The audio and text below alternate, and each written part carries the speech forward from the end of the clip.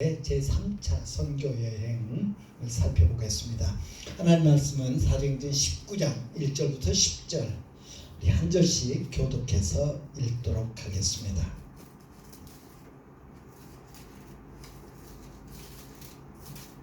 사도행전 19장 1절부터 10절입니다. 한 절씩 교독합니다. 앞에 프레젠테이션 되어 있습니다. 아볼로가 고린도에 있을 때 바울이 윗지방으로 다녀 에베소에 와서 어떤 제자들을 만나 이르되 너희가 믿을 때 성령을 받았느냐? 이르되 아니라 우리는 성령의 계심도 듣지 못하였노라. 바울이 이르되 그러면 너희가 무슨 세례를 받았느냐? 대답하되 요한의 세례니라. 바울이 이르되 요한이 회개의 세례를 베풀며 백성에게 말하되 내 뒤에 오시는 이를 믿으라 하였으니 이는 곧 예수라 하거늘. 그들이 듣고 주 예수의 이름으로 세례를 받으니 바울이 그들에게 안수함에 성령이 그들에게 임하심으로 방언도 하고 예언도 하니 모두 12사람쯤 되니라. 바울이 회당에 들어가 석 달 동안 담대히 하나님 나라에 관하여 강론하며 권면하되 어떤 사람들은 마음이 굳어 순종하지 않고 무리 앞에서 이 도를 비방하거늘 바울이 그들을 떠나 제자들을 따로 세우고 두란노 서원에서 날마다 강론하니라. 그 해 동안 이같이 하니 아시아에 사는 자는 유대인이나 헬라인이나 다 주의 말씀을 듣더라. 아멘. 아멘. 예, 1차 선교 여행의 특징은 선교여행을 출발할 때에 바나바가 리더였습니다. 그래서 바나바의 고향인 구브로라고 하는 섬으로 가죠.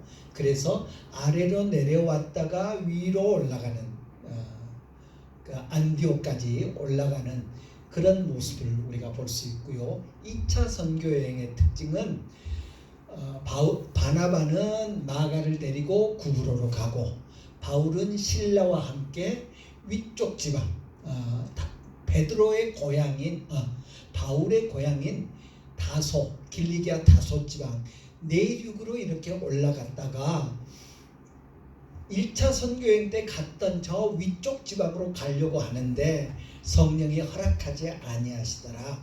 그리고 마게도니아에서 와서 우리를 도우라고 손흔 드는 사람의 환상을 보고 하나님의 뜻인 줄 알고 이제 배 타고 오늘날의 그리스로 가서 유럽을 선교하는 그리스의 뭐 이제 아덴이랄지 베레아, 데살로니카, 암비볼리, 베레아, 또 아덴, 고린도 이렇게 유럽을 복음 전하는 그런 것이 특징입니다. 그리고 이제 왔던 길로 또 돌아오죠. 배 타고 이제 그 아래쪽으로 돌아오죠. 3차 선교 여행은 그리고 1차 선교 여행과 2차 선교 여행은 약간 시간이 있습니다. 그 사이에 예루살렘에 가서 회의도 하고요.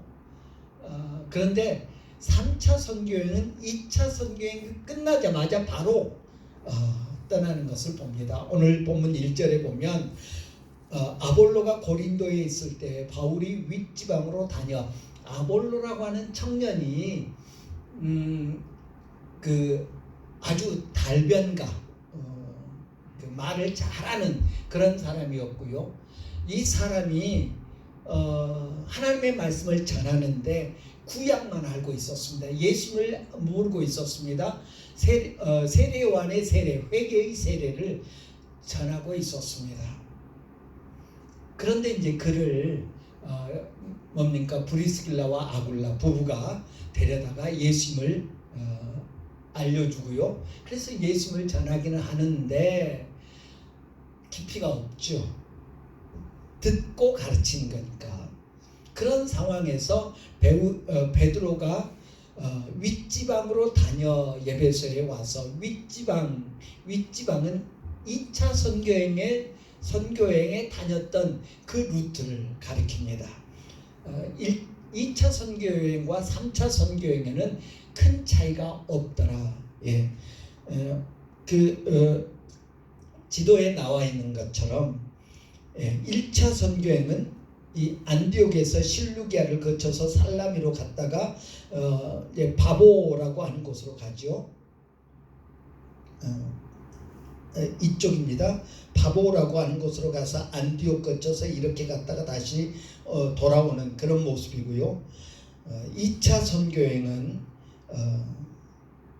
안디옥에서 다소 거쳐서 이 길이 이제 2차 선교행, 윗지방으로 다녀서 아래로 내려간 것이 아니라 윗지방으로 다녀서 예배소에 이르게 되더라 라는 것을 오늘 본문은 말씀하고 있습니다.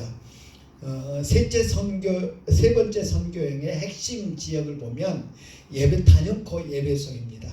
오늘 우리가 아까 읽었습니다마는 예배소에서 2년 동안 머물면서 선교합니다. 거기 이제 두란노 서원에서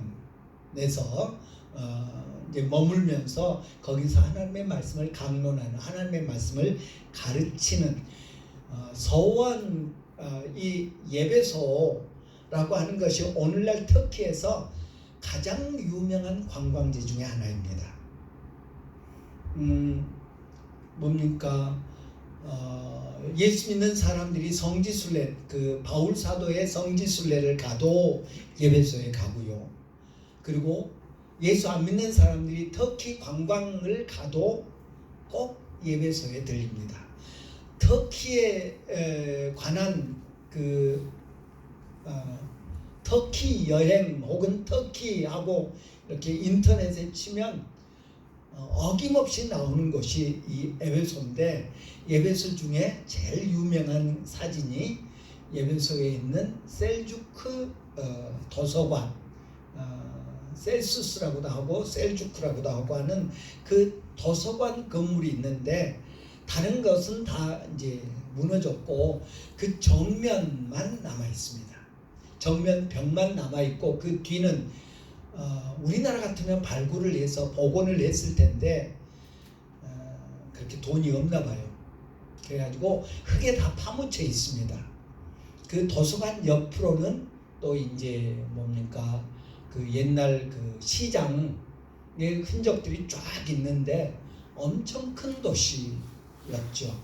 그 도서관 저쪽으로는 뭐 경기장의 그 유적도 있고, 도서관 위쪽으로는 그 옛날 그 에베소 도시의 흔적들이 있는데, 지금 열심히 복원을 하고 있기는 하는데 뭐 많이 부족하죠. 아무튼 그곳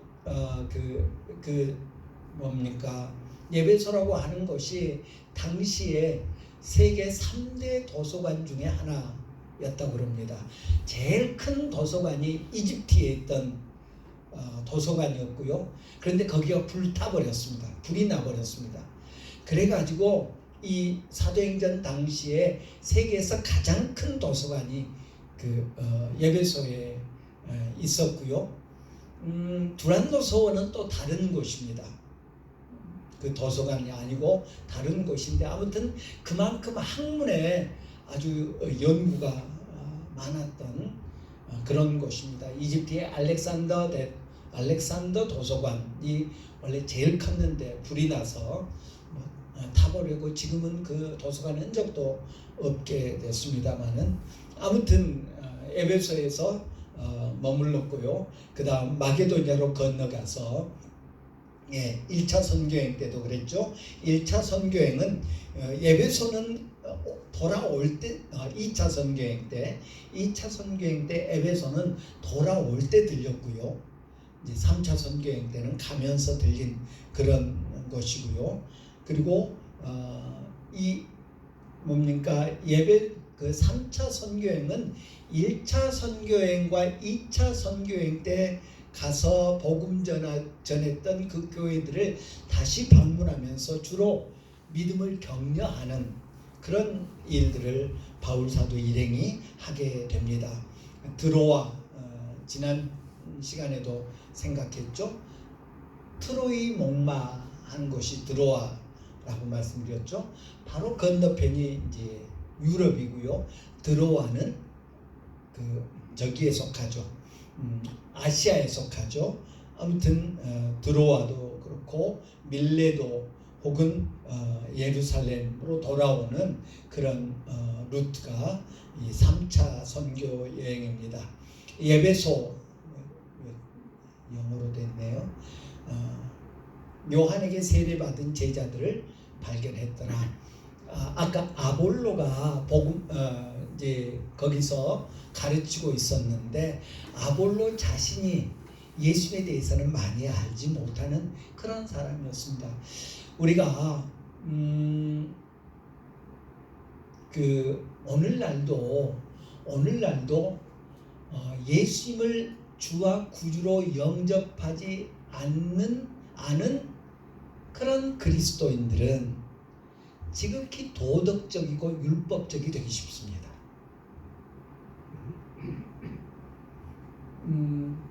아볼로가 예수님을 알지 못하고 브리스길라와 아굴라가 2차 선교여행이 끝나면서 브리스길라와 아굴라가 아볼로를 불러서 예수님을 가르쳐 줬는데 잘 모르죠. 그래서 이 예배 당시 이제 바울 사도가 와서 보니까 그들이 세례 요한의 세례만 알고 있었다. 세례 요한의 세례가 뭐죠? 회개하라는 것입니다. 회개입니다. 회개하라. 세례 요한이 가르쳤던 것입니다. 예, 율법적이죠. 니들 죄 지었으니까 회개해야 된다. 근데 회개하고 또 죄 짓고 회개하고 또 죄 짓고 계속 율법적인 것만 강조하게 되죠. 그런 그들에게 예수의 이름으로 세례를 베풀고 안수를 했더니 그들에게 성령이 임하셔서 그 성령의 열매들이 나타나게 되더라. 은사들이 나타나게 되더라. 이제 대표적으로 가시적인 은사로 이제 방언과 애언을 오늘 본문은 이야기하고 있습니다만은 비단 그것만이 아니죠. 성령의 역사가 나타나게 되고 회당에서 유대인들을 대상으로 3개월 동안 설교를 했는데 오나가나 유대인들은 물론 영접하는 사람들도 있습니다만은 대부분의 사람들이 배척을 합니다.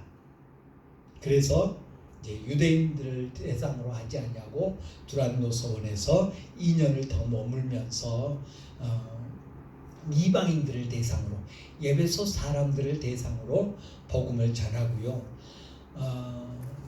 여러 차례 말씀드렸습니다마는 오늘날도 에베소에 가면 꼭 들르는 곳이 두 군데 있습니다. 하나는 에베소 옛날 에베소 자리의 유적들 뭐 대단합니다. 이제 뭐 거기 보면 길에 무슨 표시가 있고 발 모양이 길에 그려져 있는데 이제 그게 요즘으로 하면 뭐랄까요? 사창가에 갈 수 있는 사람 발을 이렇게 대보고 그 땅바닥에 그려져 있는 발보다 큰 사람만 그 길로 이제 가면 사창가가 나오는데 그럴 수 있었다 그러고 거기에 이제 네모난 이렇게 표시가 있어요. 아마도 전표 에베소가 과거에는 항구 도시였다고 말씀드렸지 않습니까? 우리도 저 어렸을 때도 그렇게 어디서 일하는 분들이 돈으로 받는 대신 전표 받았어요. 혹시 제가 사는 동네만 그랬나 보네요. 바로 그 돈 안 주고 돈 대신 쓸 수 있도록 오늘날에는 뭐 신용카드입니다만은 그 전표를 받았나 봐요.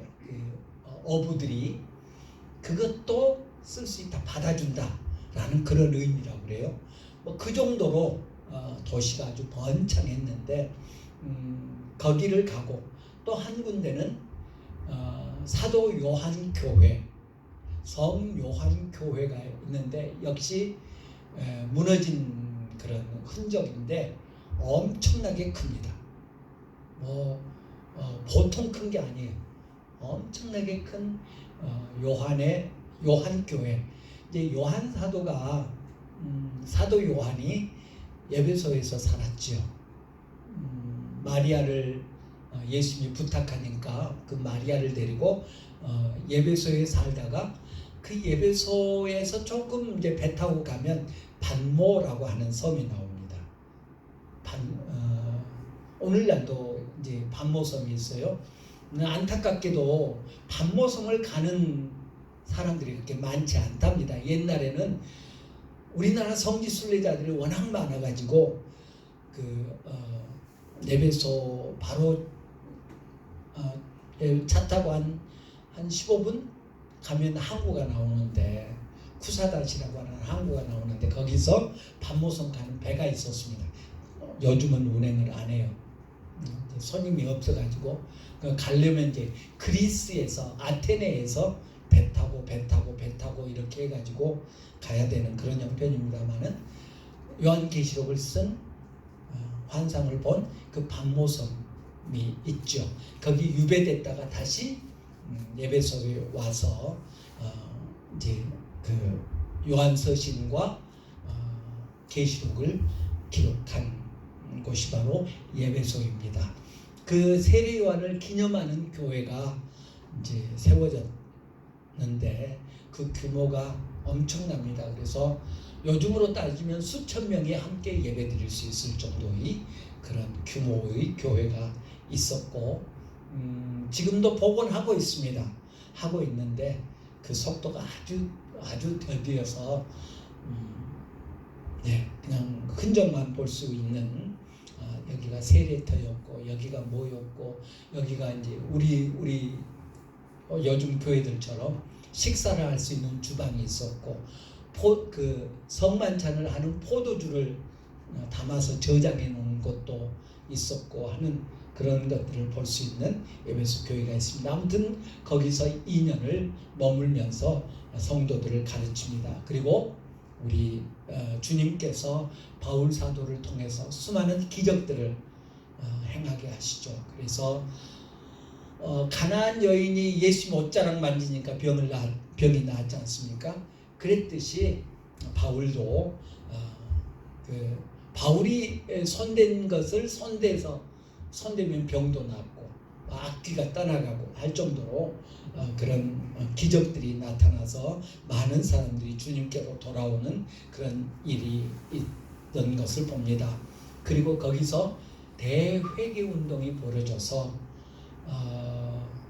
그 마술책, 마법책이죠. 마술책을 사람들이 다 모아가지고 불태우는 그런 회개 운동이 벌어지기도 했죠. 그런 것들이 있었는가 하면 또 싫어하는 사람들은 갖가지 모함을 통해서 바울을 핍박하는 그런 모습을 봅니다. 은장색을 만든 데메드리오라고 하는 사람이 선동을 하죠. 아데미 신상 그 에베소 시청 앞에 가면 석상이 하나 서 있습니다. 에베소 시청 앞에 석상이 서 있고요.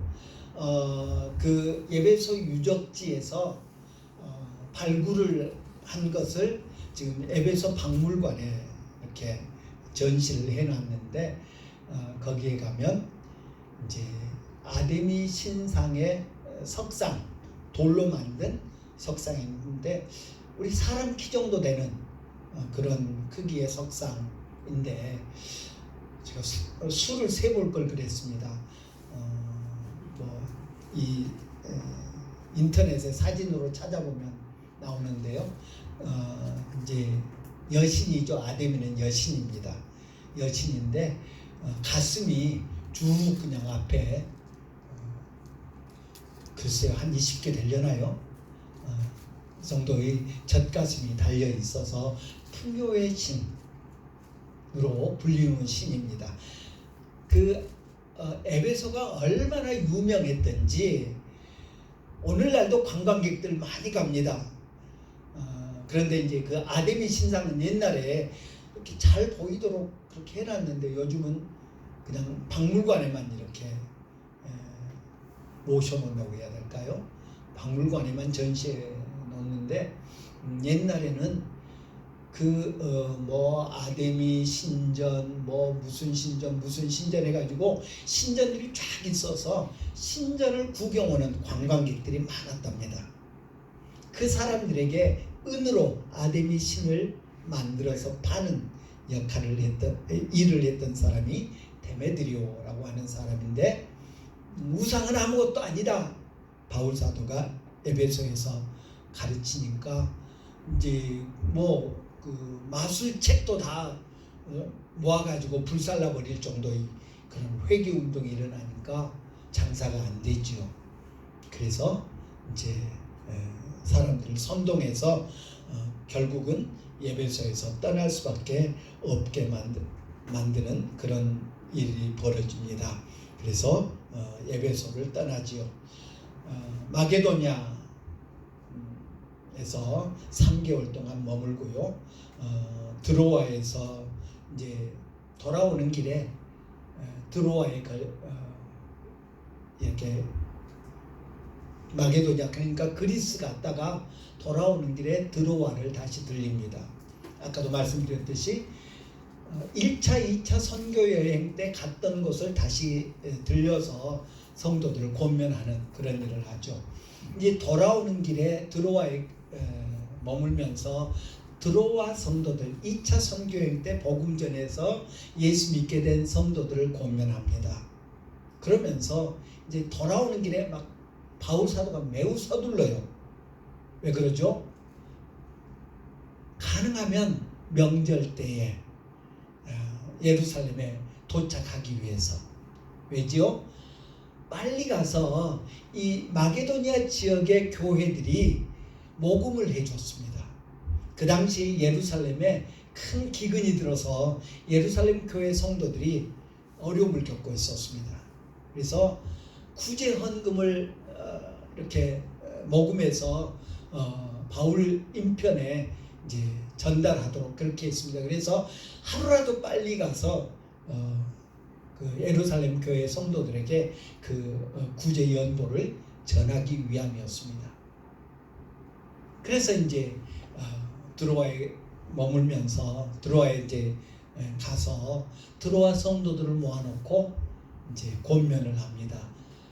그 권면이 길어졌죠.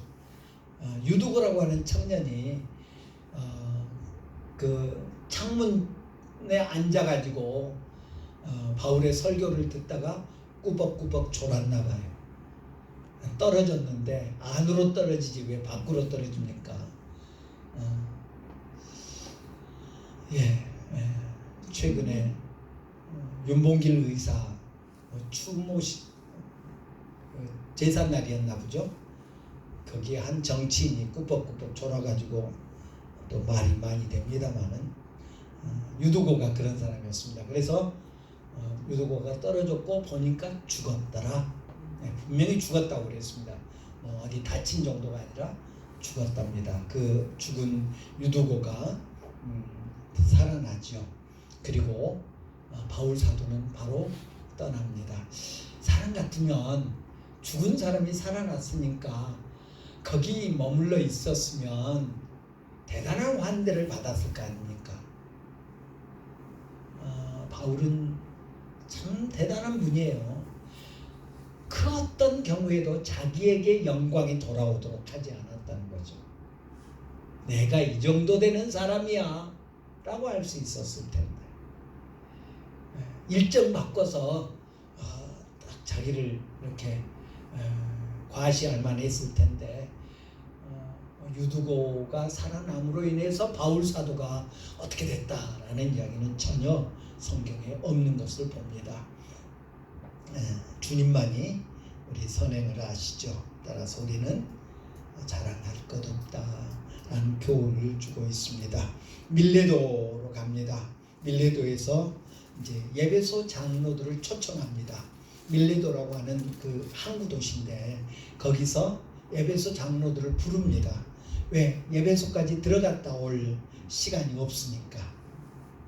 그런데 이제 이때부터 애언자들이 바울 사도에 대해서 애언하기 시작합니다. 성령의 감동을 받은 그 애언의 은사가 있는 이들이 선생님 예루살렘에 가면 선생님에게 화가 미친다고 그럽니다. 라고 만류를 하죠. 예루살렘으로 가는 것을 만류를 하죠. 그러나 바울 사도는 그들을 격려하면서 끝까지 믿음 지키라고 그러고 그랬고요. 그래서 만류를 내도 듣지 않으니까 이들이 배 항구에까지 와서 배로 떠나는 바울을 다시는 못 볼 줄 알고 눈물로 전송하는 그런 일이 벌어지는 것을 우리가 그 밀리도라고 하는 곳에서 볼 수 있죠. 그리고 이제 배 타고 예루살렘 가이사라를 거쳐서 예루살렘으로 들어오죠. 두로에서 멈춰서 제자들을 이제 그 격려하고요. 거기서도 여전히 예루살렘에 가지 마시라고 하는 그런 권면을 듣지만 죽을 각오가 되어 있다. 예수의 이름을 위하여서 나는 죽을 각오도 하였다라고 하면서 그들의 만류를 뿌리치죠. 그리고 예루살렘에 도착했고요. 이제 사도들에게 선교의 결과를 그 선교 여행의 결과를 보고하는 것을 볼 수 있습니다. 1차 선교행 끝난 다음에도 예루살렘에 가서 보고하고 2차 선교행 끝난 다음에도 보고하고 3차 선교행 끝난 다음에도 보고하고 그런 것을 봅니다. 3차 선교행 끝나고 예루살렘에 가면 화를 당한다라는 애언이 있기 때문에 바로 안디옥으로 가서 됐지 않습니까? 안디옥이 바울 일행을 파송한 그런 교회니까요. 그런데 바울은 보면 당신이 성령의 감동을 받아서 성도들을 가르치는데 그 자신의 가르침과 자기 자신을 구분하지 않았다는 것입니다. 자기가 가르친 대로 행동으로 옮기는 그런 사람이었다라는 것을 봅니다. 우리 바울 서신 여러 군데에서 권위에 복종해라, 세상의 권세에 복종해라, 어른들에게 복종해라, 장로들에게 복종해라 라는 그런 언급들을 많이 봅니다. 그랬던 것처럼 그는 교회의 권위, 예루살렘 교회의 권위를 인정하고 그들에게 자기가 한 것들을 보고하고 또 의논하고 또 그들의 허락을 득하고 하는 그런 모습을 봅니다. 예루살렘 가서도 그렇죠. 결례를 행하는 사람이 있는데 사람들이 당신에 대해서 오해하고 있으니 당신도 그 일에 좀 참여하시오 라는 예루살렘 지도자들의 그 권면을 그대로 따르지요. 그게 뭐가 중요한데요? 라고 하지 않더라는 것입니다. 사람들이야 나를 어떻게 생각하건 사람들이야 나를 어떻게 여기건 나는 하나님 앞에 똑바르니까 괜찮습니다 라고 예루살렘 지도자들의 그 요구를 듣지 않더라라는 것입니다.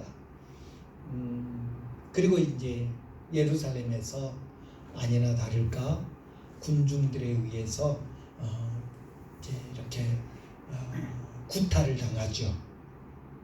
이제 오해인 것입니다. 전에도 말씀드렸습니다만은 그 예수님 당시의 성전은 제일 바깥쪽이 이방인의 뜰, 그 안쪽이 여인의 뜰, 그 안쪽이 남자의 뜰이었습니다.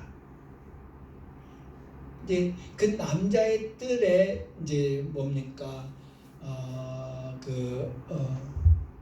물두멍이 있었고요. 제사를 드리는 제단이 있었고요. 남자의 뜰을 통해서 성소로 들어갈 수 있었죠. 그러니까 여자들까지도 그 제단이 있는 곳까지 못 들어갔다는 것입니다. 그만큼 철저했습니다. 오늘날 이제 성전이 없으니까 예루살렘에 성전이 남아있지 않으니까 그렇게까지 구별하지는 않습니다만은 남자와 여자는 엄격하게 지금도 구별합니다. 그래서 통곡의 벽이라고 알려진 다윗이 쌓은 성벽 중에 남아있는 서쪽 벽, 그 벽이 이제 통곡의 벽이라고 그러는데요. 그 벽에 가서 이제 유대인들이 기도하고 또 토라 율법책을 읽고 성인식도 하고 그러는데 남자 구역에 여자가 못 들어옵니다. 여자 구역에 남자가 못 들어가고요. 아주 그것은 철저합니다. 관광객도 남자 구역에 남자가 들어갈 수 있고요. 여자 구역에 여자가 들어갈 수 있습니다. 남자들은 들어갈 때 꼭 키파라고 하는 그 빵모자, 이 머리 덮는 그 모자를 쓰고 가도록 그렇게 합니다만은 아무튼 들어갈 수 있습니다. 그러나 남자 여자는 엄격하게 지금도 구별합니다. 바울 사도가 예루살렘에 왔는데 이방 사람들을 이방인들이 들어갈 수 없는 그 남자의 뜰에 데리고 들어갔다라는 헛소문이 돕니다. 그래서 사람들이 그건 신성 모독에 해당하니까요. 하나님의 거룩한 곳을 이방인이 더럽혔다. 아주 엄한 죄가 됩니다. 고고학자들이 예루살렘 성전 터를 발굴하다가 피석 하나를 발견했답니다. 지금도 그게 보존되어 있는데요. 그 피석에 뭐라고 쓰여졌냐면 여기를 넘어서면 죽는다 라는 그런 글귀가 쓰여졌습니다. 바로 이방인 터와 여자의 터 경계선, 그 경계하는 곳에 세워졌던 비석이라네요. 여기를 넘어서면 죽는다 라고 그렇게 쓰여지는 비석이 발견되었다고 그럽니다. 성난 군중들에 의해서 성전에서 그를 붙잡아 죽이려고 했고요.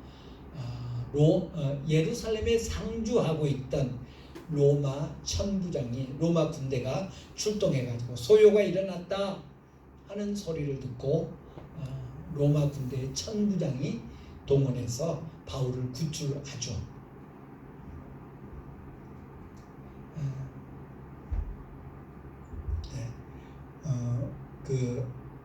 유대인들은 바울을 없이하자, 바울을 죽이자 외치는 그런 모습을 성경은 기록하고 있는데 바로 예수님을 향해 외쳤던 그런 말이죠.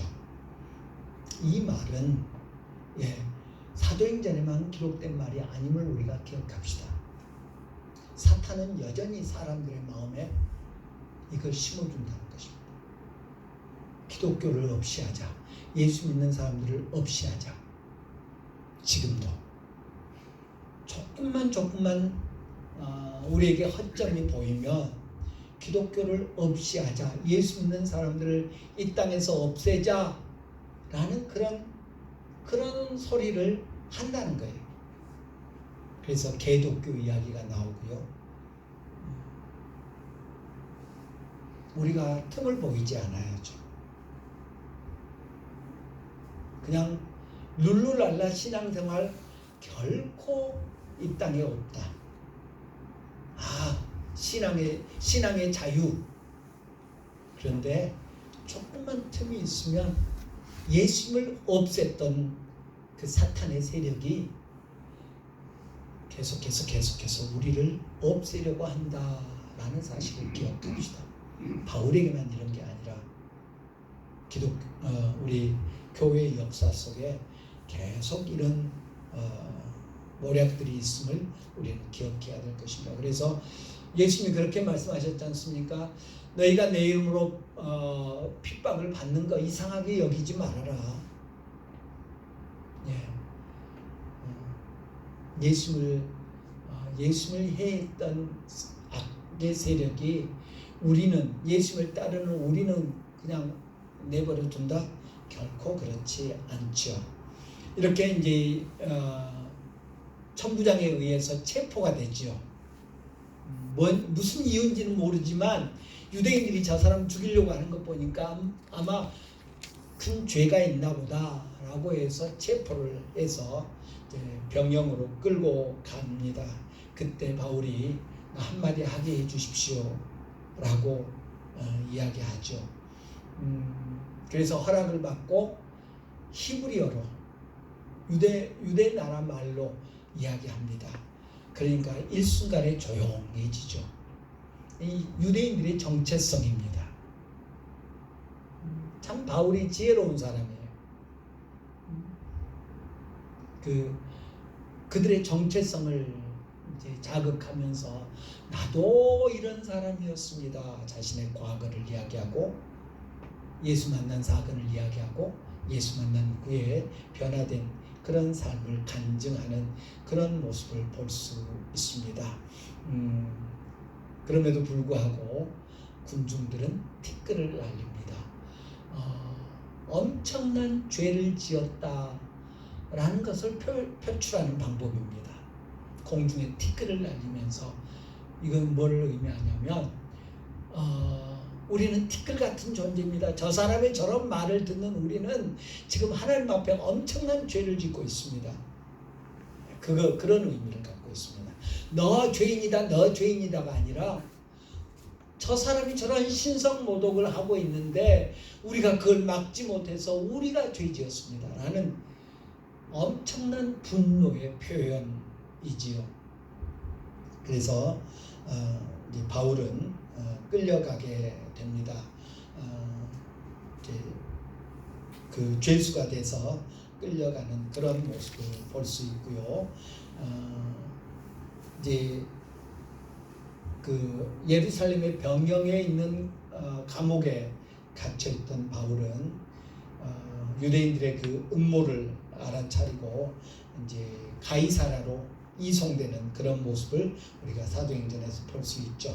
사내들인에서 이제 또 자신을 변호하는 그런 모습이 나타나고 있고요. 나중에는 그 가이사라에 있으면서 총독에게 벨릭스 베스도 두 총독에게 자신을 변호하고 또 뭡니까 그 왕에게 빌립 왕에게 자신을 변호하는 그런 모습을 볼 수 있죠. 그리고 이제 나 로마 시민권이 있는 사람이니 가이사에게 정식 재판하게 해달라. 2년 동안이나 2년 반 동안이나 미결수로 계속 가이사라에 머무르게 됩니다. 두 가지 이유였다고 그랬어요. 하나는 유대인들 비위를 맞추려고. 죄가 없는 거 뻔히 알지만 풀어주면 유대인들이 이제 난동을 부릴 것 같으니까. 그리고 또 하나는 혹시 마게도니아에서 많은 그 구제금을 가지고 왔다는데 좀 뇌물을 받을까 싶어서 두 가지 이유 때문에 풀어주지 않고 계속 미결수가 되죠. 죄를 정하지도 않고 그렇다고 풀어주지도 않고 그런 상태에 있게 됩니다. 그때 바울이 이제 로마 시민권을 가지고 있는 사람이어서 로마로 가야 되겠다. 가이사에게 재판받아야 되겠다라고 그렇게 요청을 해서 성경에 보면 죄가 없는데 풀어줄 수도 있는데 그 정식 재판을 요구했으니까 할 수 없이 보낸다 하면서 이제 보내게 되죠. 그래서 로마로 가게 되는데 예루살렘에서 여기가 예루살렘이죠. 예루살렘에서 가이사라로 이송됐다가 이제 배 타고 가기 위해서 시돈이라고 하는 두로와 시돈 할 때 그 시돈이라고 하는 곳에서 이제 배를 타고 로마로 가죠. 여기서 유라굴라라고 하는 광풍을 만나고요.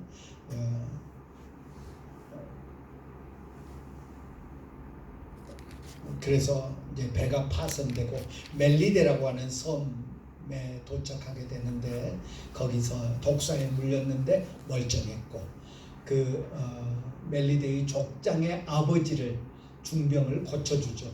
그래서 극진한 대접을 받게 되고요. 3개월 후에 로마에 도착합니다. 그리고 로마에서 이제 방해받지 아니하고 유대 지도자들에게 예수 그리스도를 전하게 되고 2년 동안 연금 생활을 하는 그런 모습을 봅니다. 그리고 이제 성경에는 언급되어 있지 않지만 바울이 석방됐다가 다시 감옥에 갇히게 되고 그리고 죽임을 당했다라고 그렇게 알려지고 있습니다. 우리 베드로 전서, 베드로 후서를 살펴보면 오늘 새벽에 읽었습니다만은 그때가 베드로가 순교를 할 때가 네로 황제의 박해 때로 여겨지고 있습니다. 이 바울 사도가 정확히 언제 순교했는지는 알려지지 않고 있는데 서바나로 가기 원했죠. 그리고 이제 잠시 풀려나서 예배소로 와서 거기서 디모데에게 편지를 보내죠. 그리고 디도에게 편지를 보내고요. 그리고 다시 체포돼 가지고 로마 감옥에 갇히게 됩니다. 예배소에서 쓴 편지가 디모데 전서, 디도서, 그리고 로마 감옥에 갇혀서 다시 재수감돼서 쓴 편지가 디모데 후서. 그래서 디모데 후서는 바울이 이제 죽음을 이렇게 알아차리고 이제 얼마 남지 않았다, 자기 생애가 얼마 남지 않았다라는 것을 느끼면서 마치 유언장처럼 바울에게 편지하는 것을 디모데에게 편지하는 것을 볼 수 있습니다. 전승에 의하면 그가 참수형에 처해졌다라고 그렇게 언급하고 있는 것을 봅니다. 우리 이제 1, 2, 3차 선교 여행에서 우리가 꼭 기억하면 좋은 몇 개 도시를 한번 꼽아본다면요. 수리아의 안디옥, 수리아의 안디옥, 예루살렘에서 저 위쪽으로 있는 수리아 안디옥은 제자들이 처음으로 예수 믿는 사람들이 그리스도인이라는 그런 별명을 갖게 된 곳, 그리고 바나바와 아가보가 기근을 예언한 곳이고요. 할례에 관한 큰 논쟁이 있었던 곳이고요. 1차, 2차 선교행을 바나바와 바울 혹은 바울과 실라가 시작했던 곳, 선교사를 우리 흔히 그렇게 이야기하죠. 최초로 선교사를 파송한 교회로 알려지고 있습니다. 똑같은 이름인데 피시디아 안디옥은 1차 선교 여행 때 쭉 올라갔던 곳, 그것이 피시디아 안디옥이고요. 첫 번째 여행에서 바울과 바나바가 유대인들에게 설교한 것이고요. 그리스도는 다윗의 씨로부터 나셨다라는 것을 설교한 바울의 설교가 처음 기록된 곳이기도 하죠. 이방인에게도 복음을 전했고 박해를 받고 쫓겨났습니다. 가이사랴, 베드로가 고넬료에게 설교하고 그래서 이방인에게 성령이 임한 그런 첫 번째 사건, 바울이 아그리빠 앞에서 자신을 변호했던 곳이 다메섹, 가이사랴이죠. 다메섹은 우리가 잘 알듯이 바울에게 나타나신 곳, 주님이 바울에게 나타나셨던 것이고, 아나니아가 바울의 시력을 회복시킨 것이고요. 바로 거기서 예수의 이름으로 세례받고 예수를 전하기 시작했던 것이 다메섹. 다소 우리는 바울의 고향으로 잘 알고 있습니다. 자신의 생명을 보호하기 위해서 고향으로 피해 있었던 곳이기도 하고요. 바나바가 이제 다소에 있던 바울을 찾아가서 데리고 와서 다른 사도들에게 소개시키고 데리고 안디옥으로 가서 함께 사역했던 것이기도 하죠. 구브로 박해받은 성도가 이 성으로 피신하기도 했고요. 예루살렘에 박해가 시작됐을 때 흩어진 성도들이 구브로로 가기도 했죠. 바울과 바나바가 1차 선교 시 방문했던 바나바의 고향인 성입니다. 바울과 마가가 다시 방문하기도 했고요. 바보는 1차 선교 여행 때 구브로에서 도착했던 곳, 마가가 너무 힘드니까 예루살렘으로 돌아와 버렸던 곳이기도 하죠.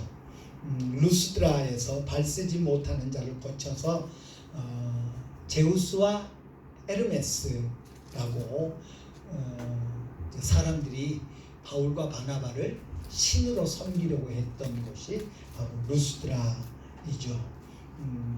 사람들이 바울을 돌로 치고 죽은 줄로 알고 내다 버렸는데 바울이 살아나서 다시 그 루스드라로 들어가서 복음을 전하는, 예수님을 전하는 그런 곳이고요. 2차 선교 여행 때 이곳에서 디모데를 만나서 디모데가 바울과 합류하는 그런 곳이기도 하고요. 이고니온은 첫 번째 1차 선교 여행 때 바울과 바나바가 가르쳤던 것이고요. 바울을 돌로 치료했던 것이고요. 밀레도 3차 선교 여행 때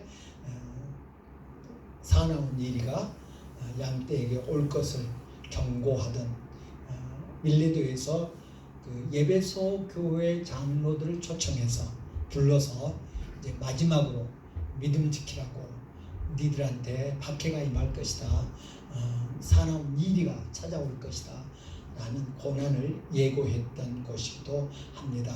아테네죠. 아덴은 2차 선교여행 중에 아레오파고에서 알지 못하는 신이 바로 이분이다 가르쳤던 곳, 예배소 아볼로가 능력으로 가르친 것이기도 하고요. 바울이 3차 여행 중에 2년 동안 가르쳐서 많은 사람들이 주님께로 돌아오는 역사가 나타나는 곳, 바울의 안수로 성령의 은사들이 나타났던 것이고 많은 기적들을 행했던 곳, 아데미 숭배지로 유명했고요.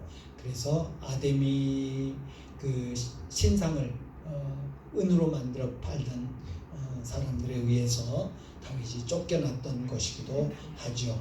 드로아 2차 선교 여행 중에 마게도니아에서 손흔드는 사람의 환상을 보았던 곳, 그래서 그리고 3차 선교 여행 중에 바울은 그곳에서 죽은 유두고를 살리기도 했죠.